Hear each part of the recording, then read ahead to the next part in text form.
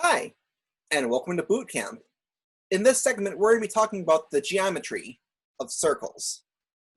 So when you think of a circle, in short term, the circle is everything that's the same distance from a given point. Think of like a hula hoop. Oftentimes you stand right in the middle.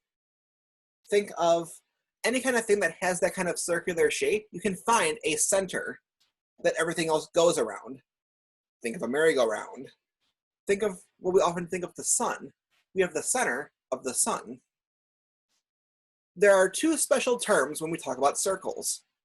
They are the radius of the circle and the diameter of the circle. The radius goes from the center of the circle to the outside.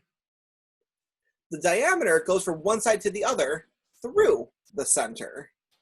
There are a bunch of different names that we can use for other ways to kind of cut up the circle, but we'll use those as we need them.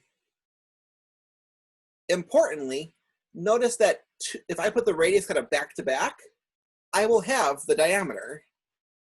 Twice the radius is the same thing as the diameter. So this will bring us to the area and circumference of circles. The area is how much we're going to have on the inside, and the circumference, otherwise known as the perimeter of a circle, is how far around the outside.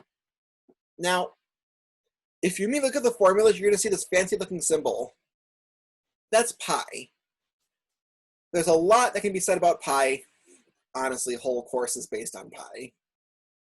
But what you need to know is that that's the magic number that makes this work.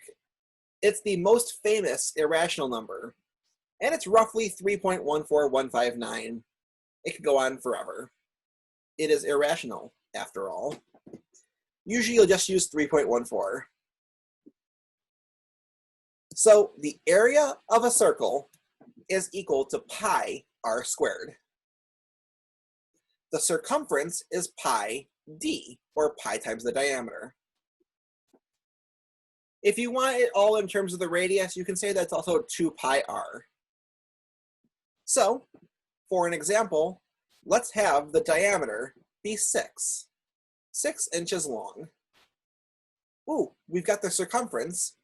It's just 6 pi. If you end up multiplying by 3.14, it'll roughly be about 18 inches.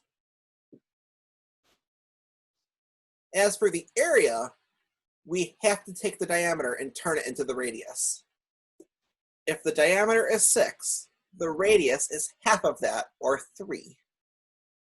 So A equals pi times 3 squared.